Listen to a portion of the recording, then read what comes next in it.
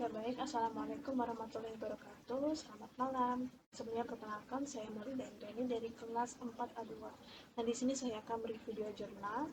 Jurnal pertama itu berjudul Analisis Tingkat Kerawanan Banjir Kabupaten Mempawah Provinsi Kalimantan Barat menggunakan metode overlay dengan scoring berbasis sistem informasi geografis. Dan jurnal yang kedua yang berjudul Analisis Pengaruh Tutupan Awan terhadap Radiasi Matahari di Kota Pontianak. Mungkin langsung saja kita masuk pada review jurnal yang pertama. Nah, latar belakang pada jurnal yang pertama itu adalah banjir merupakan peristiwa meluapnya air sungai atau genangan air di daerah dataran rendah akibat curah hujan tinggi atau sistem drainase yang buruk. Nah, fenomena banjir ini dipengaruhi oleh beberapa faktor, yaitu seperti hidrologi, faktor air, klimatologi atau cuaca dan iklim, dan karakteristik fisik suatu wilayah atau bentuk dari daerah tersebut. Tingkat kerawanan banjir di Kabupaten Mempawah dibedakan menjadi 3 kategori. Yang pertama adalah kategori rawan dengan persentase 54,21%, yaitu wilayah dengan risiko tinggi terkena banjir terutama di daerah dataran rendah dekat sungai. Yang kedua, kategori cukup rawan dengan persentase 42,11%, yaitu wilayah yang masih berpotensi terkena banjir tetapi dengan dampak yang lebih ringan. Dan kategori yang ketiga yaitu kategori aman dengan persentase 3,68%, yaitu wilayah dengan risiko banjir yang sangat rendah. Nah, dari ketiga kategori ini, Mempawah termasuk ke dalam kategori rawan, di mana persentasenya cukup besar dengan persentase 54,21%, dan daerahnya lebih banyak di daerah dataran rendah dekat sungai. Nah, penyebab dari terjadinya banjir di daerah Mempawah kemarin itu disebabkan oleh beberapa faktor, yaitu yang pertama, curah hujan yang cukup tinggi hingga mencapai lebih dari 3.000 mm per tahun sehingga meningkatkan risiko banjir terutama di musim penghujan. Terus yang kedua, yaitu topografi atau bentuk wilayah yang datar dengan persentase 0-3%, sehingga menyebabkan air menggenang lebih lama karena aliran menjadi lebih lambat. Nah, seperti kita ketahui bahwasanya tadi persentase untuk dataran rendah di Mempawah itu cukup tinggi ya, sehingga hal ini juga dapat menyebabkan air yang menggenang tidak dapat mengalir dan kemudian merambat ke sungai sehingga dapat menyebabkan debit air yang meluap dari sungai tersebut. Terus yang ketiga, penyebabnya yaitu alih fungsi lahan seperti konversi hutan menjadi permukiman atau lahan pertanian sehingga mengurangi daya serap tanah terhadap air hujan. Terus yang keempat atau yang terakhir yaitu faktor kedekatan dengan sungai, terutama dalam radius 25 meter dari tepian sungai sehingga meningkatkan kemungkinan banjir saat debit air meningkat. Nah, seperti yang tadi saya jelaskan bahwasanya karena dataran rendah itu menyebabkan air yang mengalir tadi itu tergenang, dan air yang tergenang tadi hanya bisa mengalir ke dalam sungai dan sehingga menyebabkan meluapnya air sungai saat sungai tersebut pasang, dan air ini nanti akan kemungkinan banjir akan menyebabkan banjir, dan kemungkinan banjir tersebut akan menjadi tinggi debit airnya. Selanjutnya, nah ada 3 dampak nih dari banjir yang terjadi di Mempawah kemarin. Pada tahun 2020, lebih dari 4.000 warga di Kecamatan Sungai Pinyu harus mengungsi akibat banjir setinggi 1 meter. Terus yang kedua, yaitu kerusakan infrastruktur, seperti jalan dan jembatan yang mengalami kerusakan sehingga menghambat aktivitas masyarakat dan perekonomian. Dan yang ketiga adalah erosi tanah dan degradasi lingkungan. Nah, air banjir yang membawa material tanah akan merusak ekosistem dan menyebabkan tanah menjadi kurang subur. Lanjut, nah dari banjir yang ada di Mempawah tadi itu bisa kita kaitkan loh ternyata dengan konsep fisika. Yang pertama itu ada konsep dinamika fluida, konsep gravitasi, konsep tekanan hidrostatis, dan konsep kapilaritas. Nah, kita bahas satu persatu ya. Yang pertama itu ada dinamika fluida. Nah, air hujan yang mengalir mengikuti kontur atau permukaan tanah. Jika aliran terhambat, maka air akan menggenang dan menyebabkan banjir. Nah, seperti yang kita ketahui tadi, bahwasanya Mempawah itu memiliki permukaan atau kontur tanah yang dataran rendah.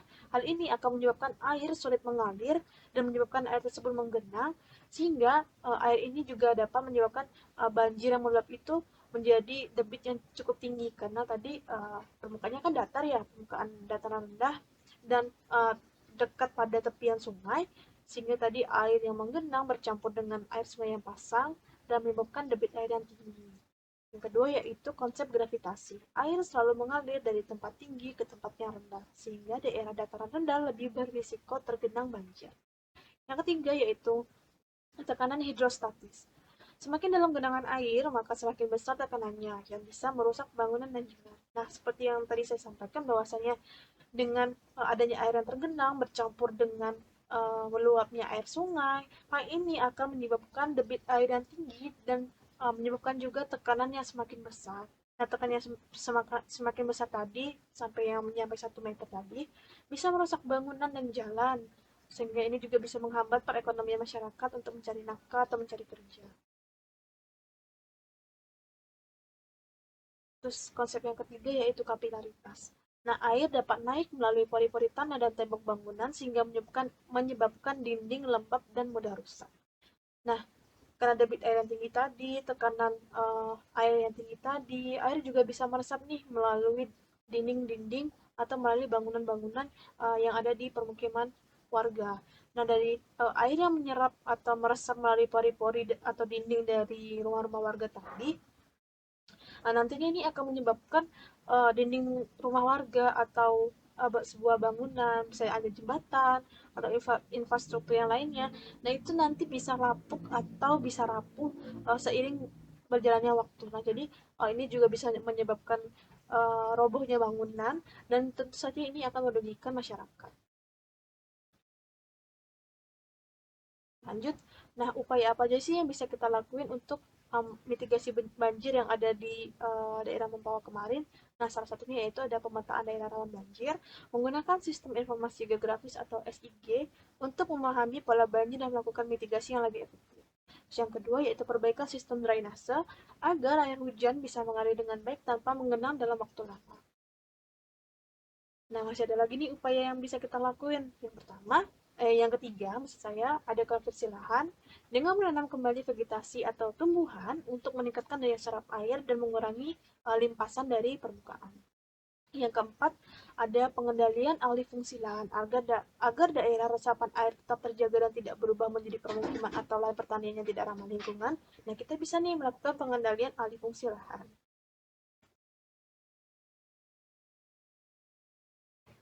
Nah, upaya yang terakhir yaitu edukasi kepada masyarakat tentang pentingnya menjaga lingkungan seperti tidak membuang sampah ke sungai dan mempertahankan daerah resapan air untuk mengurangi risiko banjir.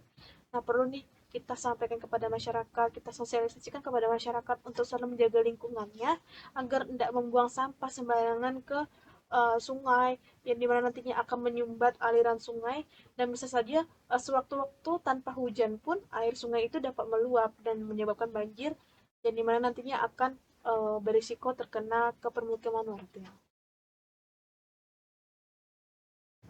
Oke, kita lanjut pada mereview jurnal yang kedua. Nah, latar belakang dari penelitian yang ada di jurnal ini menunjukkan bahwa tutupan awan memiliki pengaruh signifikan terhadap radiasi matahari di kota Pontianak. Semakin tinggi tutupan awan, maka semakin rendah radiasi matahari yang mencapai permukaan bumi. Ini berarti menunjukkan bahwa potensi energi matahari di suatu daerah sangat dipengaruhi oleh kondisi atmosfer. Nah, nilai rata-rata radiasi matahari di kota Pontianak itu tercatat sebesar 644,48 kWh per meter persegi. Sedangkan energi matahari rata-rata di kota-kota besar itu mencapai 464,03 kWh per meter persegi setiap bulannya. Nah, hal ini tentu saja menunjukkan bahwa kota Pontianak memiliki potensi besar untuk pengembangan energi surya, terutama karena letaknya yang berada di garis ekuator atau garis khatulistiwa. Nah, dari penelitian ini juga penting untuk pengembangan pembangkit listrik tenaga surya atau PLTS sebagai sumber energi yang ramah lingkungan dan berkelanjutan di masa depan dari pemanfaatan radiasi matahari tadi yang berlebihan di Pontianak. Baik, kita lanjutkan pada penyebab sinar UV atau radiasi matahari yang ada di kota Pontianak. Nah, matahari merupakan sumber energi terbarukan yang dapat dimanfaatkan melalui pembangkit listrik tenaga surya. Intensitas radiasi matahari yang sampai ke permukaan bumi dipengaruhi oleh faktor atmosfer, termasuk tutupan awan. Pengaruh tutupan awan terhadap radiasi matahari dibedakan menjadi dua, yaitu awan rendah seperti stratocumulus yang memantulkan lebih banyak radiasi matahari sehingga mengurangi intensitas yang mencapai ke bumi. Dan yang kedua yaitu awan tinggi seperti sirkus yang lebih tipis dan cenderung membiarkan sebagian besar radiasi matahari melewatinya. Nah, untuk di kota Pontianak sendiri itu masuk kepada kategori awan tinggi atau sirkus yang cenderung membiarkan sebagian besar panas matahari itu masuk kepada permukaan bumi, terutama di kota Pontianaknya.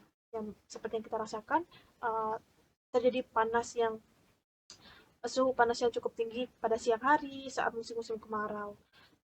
Terus hal ini menunjukkan bahwasanya korelasi negatif antara tutupan awan rendah dan radiasi matahari seperti yang bisa saya sampaikan tadi itu lebih signifikan dibandingkan awan tinggi.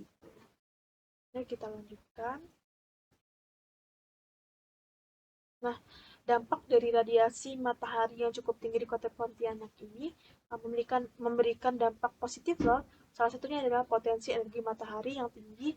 Uh, Ini akan menjadikan kota Pontianak menjadi lokasi yang baik untuk pengembangan pembangkit listrik tenaga surya atau PLTS. Namun, karena adanya pengaruh tutupan awan, jumlah energi yang bisa dikonversi menjadi listrik akan bervariasi tergantung musim dan tingkatan tutupan awan. Nah, hal ini juga dipengaruhi dengan musim, seperti pada musim kemarau dan musim hujan. Tentu saja hal ini memberikan potensi energi matahari yang berbeda-beda, karena pada musim hujan energi matahari yang dihasilkan akan lebih cukup rendah dibandingkan dengan pada musim kemarau. Musim dan variasi radiasi matahari. Pada musim penghujan Desember hingga Februari dan Juni hingga Agustus, tutupan awan lebih tinggi sehingga radiasi matahari yang diterima lebih rendah. Pada musim kemarau, Maret hingga Mei dan September hingga November, radiasi matahari lebih tinggi karena tutupan awan yang lebih sedikit. Faktor ini berhubungan dengan pergerakan angin monsun yang membawa uap air dan mempengaruhi pembentukan awan. Baik, kita lanjutkan pada konsep fisika yang berkaitan dengan adanya radiasi matahari. Yang pertama itu ada konsep fisika, yaitu hukum radiasi benda hitam, yang menjelaskan bahwasanya matahari sebagai benda panas memancarkan energi dalam spektrum elektromagnetik. Yang kedua yaitu hukum Snell tentang pembiasan cahaya, serta hukum Lambert-Beer yang menjelaskan penyerapan radiasi oleh medium. Nah, atmosfer kan berperan dalam menyaring radiasi matahari melalui proses pembiasan nih.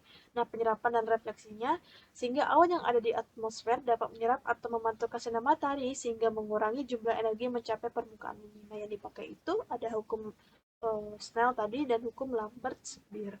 Terus selanjutnya yaitu konsep pada hukum Stefan Boltzmann yang menyatakan bahwa energi yang dipancarkan oleh suatu benda hitam sebanding dengan pangkat 4 suhu absolutnya. Dalam konteks ini, radiasi matahari yang diterima bumi bergantung pada suhu permukaan bumi dan suhu permukaan matahari serta jaraknya dari bumi. Nah, masih ada nih konsep yang berkaitan lainnya, yaitu salah satunya adalah konsep Bernoulli, konsep pada hukum Bernoulli dan prinsip dinamika fluida yang dapat digunakan untuk menjelaskan pergerakan angin, yaitu angin monsun tadi ya, angin musiman yang berubah uh, karena dipengaruhi tekanan yang menyebabkan pembentukan awan dan curah hujan. Selanjutnya yaitu konsep fisika yang terakhir, yaitu konsep efek fotovoltaik dalam panel surya. Nah, proses konversi radiasi matahari menjadi listrik menggunakan panel surya berdasarkan efek fotovoltaik. Efek ini melibatkan pelepasan elektron dari material semikonduktor ketika terkena cahaya matahari sehingga menghasilkan arus listrik. Pada prinsip ini pertama kali dijelaskan pada teori kuantum yang dicetuskan oleh Albert Einstein, sehingga menunjukkan bahwasanya energi foton dapat mengekstraksi elektron dari suatu material dengan energi tertentu.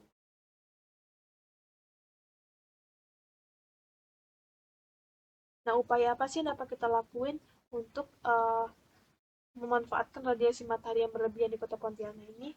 Yang pertama yaitu penggunaan panel surya berteknologi tinggi seperti bahan silikon monokristalin yang lebih efisien dalam kondisi cahaya rendah.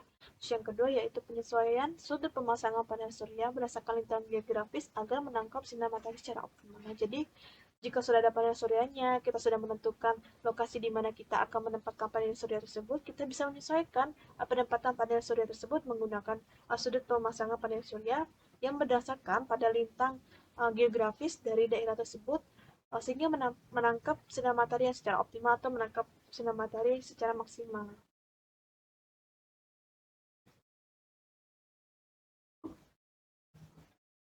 Nah, dari energi surya yang kita kita ambil atau kita simpan pada panel surya tadi, bisa kita simpan lagi nih melalui baterai lithium ion. Yang dimana baterai lithium ion ini berfungsi untuk menyimpan kelebihan listrik saat radiasi sedang tinggi dan digunakan saat cahaya matahari yang berkurang. Nah, ketika lagi panas-panasnya kita bisa masang panel surya, dan terus nanti ketika waktu sudah banyak panel surya yang kita pasang, energi tersebut bisa kita simpan dalam bentuk baterai lithium. Nah, saat ketika sedang musim penghujan atau uh, sedang musim penghujan yang kita bisa gunakan baterai tadi untuk pemanfaatan dalam kehidupan sehari-hari. Selanjutnya ada pengembangan sistem prediksi cuaca berbasis fisika atmosfer untuk mengoptimalkan pemanfaatan energi surya sesuai dengan kondisi awan.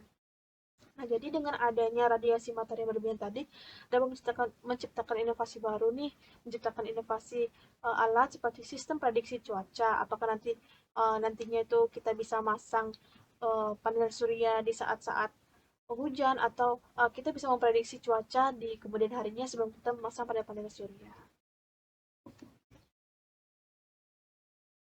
Lanjut masuk pada kesimpulan.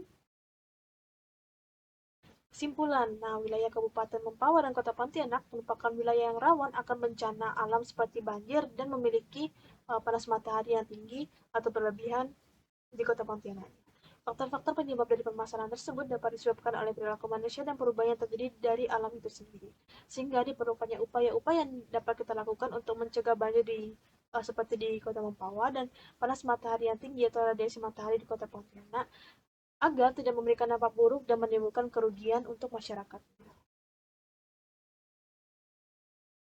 Baik, mungkin cukup sekian presentasi dari saya. Mohon maaf apabila terdapat kesalahan kata dan pengucapan ketika saya melakukan presentasi. Kurang lebihnya saya ucapkan terima kasih. Wabillahi taufik walhidayah. Wassalamualaikum warahmatullahi wabarakatuh.